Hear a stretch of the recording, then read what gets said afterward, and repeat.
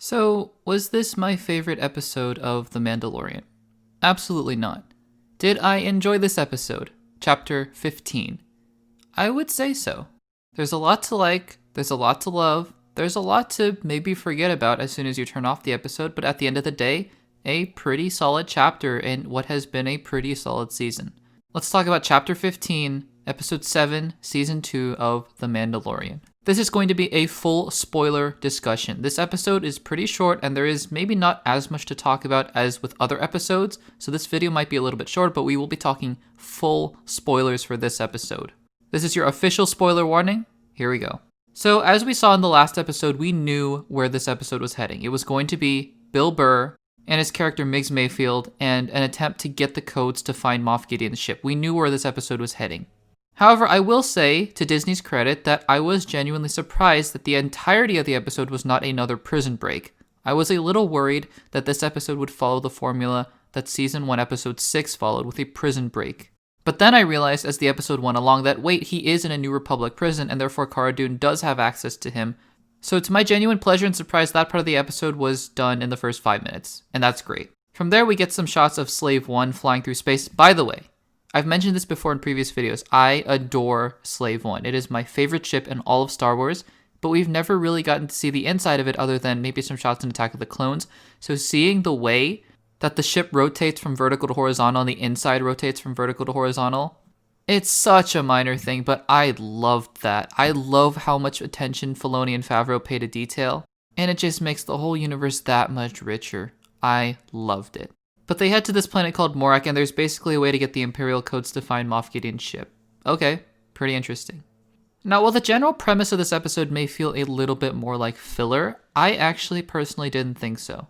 Some of the other episodes did indeed feel like filler because it felt like Mando had to get somewhere but had to make a pit stop before he got to that destination and had a little side mission.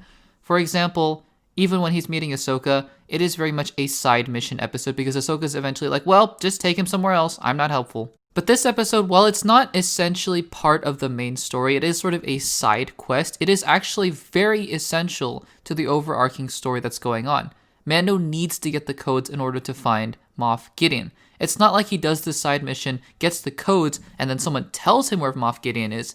He gets the codes, and that's how he knows where Moff Gideon is. So that's what separates this episode for me from some of the other filler episodes.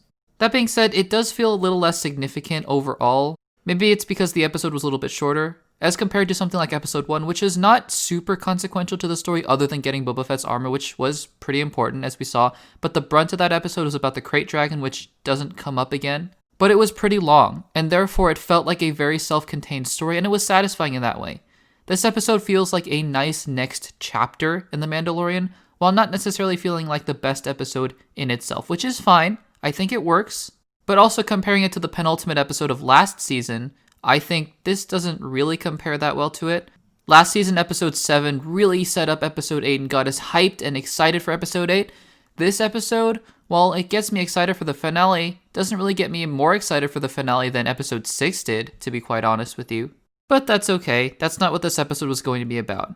However, if Episode 8 turns out to be a dud, then we have a different conversation altogether. But for now, I think Episode 8 is going to be fantastic. But let's talk about this episode. So they get to the base, and right away, Migs Mayfield is basically railing on Mando. He's saying, well, you should take off the helmet, as they're disguised as these troopers. You should take off the helmet. It's more comfortable. And you can see Mandalorian, he's staying silent. And we knew as soon as that happened that, yes, he would be taking off the helmet at some point this episode. And I'm actually really glad that Pedro Pascal got to take off his helmet for an extended period of time in this episode. I hope this becomes more of a recurring thing. I don't know that, but I do enjoy Pedro Pascal, and I feel bad for him sometimes. Because, yeah, if I were an actor, I would want to show my face, not be under the costume the whole time. So I am glad that he gets to show himself a little bit here. And Pedro Pascal is a great actor, so he deserves that time on screen. And again, while this episode doesn't feel as consequential, there are some really interesting moments and conversations that this episode wants to have, and I think that they are warranted. As Mayfield is talking to Mando on their way to the base, they have this really nice conversation about towing the line. Where is the line for you? And you can clearly tell that for Mando, the line is the child. He is willing to do anything and everything to get Grogu back. That's where his priorities lie. And I think it's really interesting the discussion that this episode wants to have about the Empire and the New Republic and what the line is between them, what makes them different, because as Mayfield says, looking at the villagers, they all think it's the same. They are the ruled. They are the oppressed. Reminded me a lot of this arc in the Clone Wars where Ahsoka basically goes to a separatist family that's friends with Padme, and she basically discovers that, oh yeah, maybe there are some people who believe the separatists are actually the good guys. A very sort of political, relevant discussion to have in this sort of day and age that I think works in this scenario. I think it's important for Mando to draw the line and where he thinks the line is, and he realizes within himself that yes, Grogu really means this much to me, as we'll see at the end of this episode. We'll get there. And so, because that became the most important part of this episode, that little action scene where they're fighting on the train, while yes, it's cool, it's not a train, it's a transport, I guess. Because yes, well, that is very cool, and I gasped a couple times because the action is shot beautifully by Rick Famuyiwa, who, by the way, does a fantastic job with this episode. He and Deborah Chow have directed some of the best episodes of The Mandalorian, along with Taika Waititi. I hope Taika's directing the last episode. Could be wrong, could be Jon Favreau, I don't know. But at any rate, the action is filmed beautifully, it just feels like generic action. Like, oh, we needed some action here, so let's put it there. Okay, it was fun, but let's move on. And then the TIE Fighters come, and yeah, I can't believe we rooted for TIE Fighters because I did. And I think that's the point. I think this episode wants to have a more philosophical discussion about what is good, what is bad. Is it truly subjective? Is it just to the perspective of the people who are viewing it? But then the action kind of gets in the way. So honestly, to me, I just wanted the episode to commit one way or the other. Really explore the fact that we enjoy the TIE Fighters coming in because we are rooting for Mando, and the TIE Fighters here are helping Mando. Does that mean we're rooting for the Empire just because they're helping Mando? But then it's just action at the end of the day, and they blow up the whole base, so I guess that's the conversation they want to have? Just at the end of the day, the bad guys are bad? But then we get into this army base, and Miggs is like, wait, I can't go in there because I know that officer. And so Mando goes in, and yes, I knew he was going to take off the helmet, and sure enough, he did. What I was surprised at, though, I thought he would just take off the helmet for the facial scan. Turns out he kept it off for the majority of the rest of the episode, and again, like I said before, really happy about that. And so we get this conversation between Miggs, Mando, and this officer, and the officer, while his performance was interesting and captivating at the very least, it was still pretty satisfying to see Mayfield shoot him because, I mean, he was just droning on, and he was a terrible person. He just let everybody die. Horrible person, so good to see Mayfield get some justice here. We get some fun action scenes after that, and the episode basically closes out. They get the data they need, and they move on. Nice touch of letting Mayfield go free. By the way, I'm not sure if this is just me. All the personal drama aside from Gina Carano, I'm looking at her performance, and to me, it's actually very clear, even if I didn't know this, that she isn't the most skilled actress. Objectively speaking, she hasn't had the most screen time or been an actress for very long. She was originally in wrestling, so it's very understandable as to why. But her performance either drifts from scowling or laughing. Basically those two mediums. I don't know, maybe that's just me, but whatever.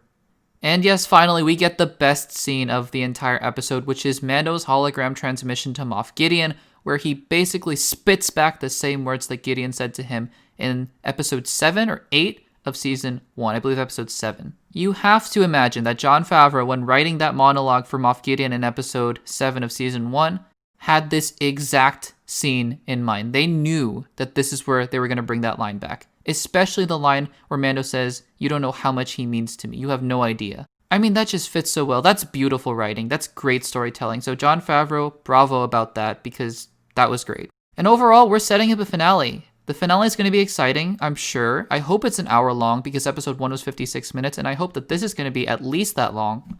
And I hope we get to see everybody back, honestly. Maybe not Frog Lady. I don't know what she would be doing, but... And I have a suspicion that Ahsoka Tano is not going to be showing up, especially because she is now getting her own series. But even Cobb Vanth I would love to see back. I don't know how likely that is, but I do hope that he comes back. Love Timothy Olyphant in episode 1. I am positive that Bo-Katan is coming back. She is coming after that Darksaber. Maybe Mando remembers her and just sends her the coordinates to Moff Gideon's ship. There is going to be some fights. I wouldn't even be surprised if the New Republic gets involved. The whole gang's coming back, and they're all coming after the child. And again, I would not be surprised at all. In fact, I would be willing to bet on this that the ending of episode 8, season 2 is going to see a hooded figure come up and maybe ignite a lightsaber. Green, blue, purple, and the season's going to end. I mean, come on. After what happened in episode 6, season 2, that has to be what happened.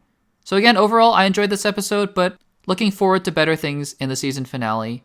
Crazy to think that this season's coming to an end, but we got WandaVision coming up, and season 3 of The Mandalorian will be coming next year, so lots of things to look forward to. In the meantime, what did you guys think of episode 7, season 2, chapter 15 of The Mandalorian, The Believer? Let me know in the comments down below. If you like this video, then make sure to subscribe and give this video a like. And if you want to check out some more videos, check out the videos on the screen right now. Thanks for watching, and I'll see you in the next one.